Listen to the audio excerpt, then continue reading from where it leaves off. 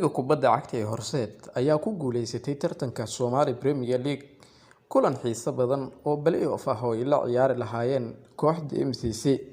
Naadiga Horseed ayaa dhibaato la'aanba gudoomay tartankan iyagoo naadiga MCC ay ka baaqdeen kulankii ay wajahi lahaayeen naadiga cawaya maalin ee Horseed.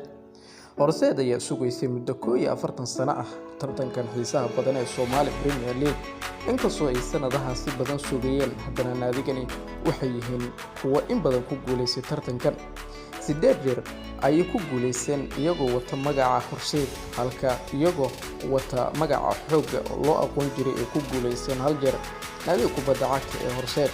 72, 73 iyo 74 ayay ku guuleyseen oo xiriir ah halka 77, 78, 79 ilaa 81 ay ku guuleyseen oo ah sanadkii ugu dambeeyay oo ay tartankan hantaan. Naadiga kubadda cagta ee Horseed ayaa tartan adag soo qaadatay xilli ciyaareedkan iyagoo isbedel weyn ku sameeyay macallin Cabdixamiid kaasi oo tan iyo markii uu ku soo biiray waaxda tababarka ee naadiga cawaya maalin aan wax guul darro ah la kulmin. 9 kulan oo ay ciyaareen 6 ayay badiyeen 3 barbaro ayay galeen taa oo sababtay in tartanka ay meel xiiso leh ay ka gaaraan taa oo ugu dambeyntii lagu abaalmariyay inay yihiinba kuwa ugu fiican ee tartankan.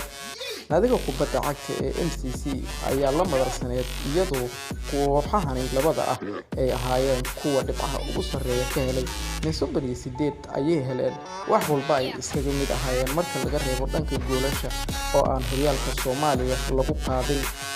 Kulankan wuxuu ahaa mid la wada sugayay waxaana muddooyin badanba la sugayay in lagu ciyaari doono injineer Yariso hayeeshee war ka soo baxay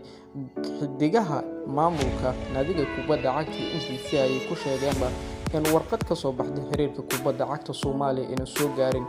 taa oo ugu dambeyntii ay ka baaqsadeen. Horseed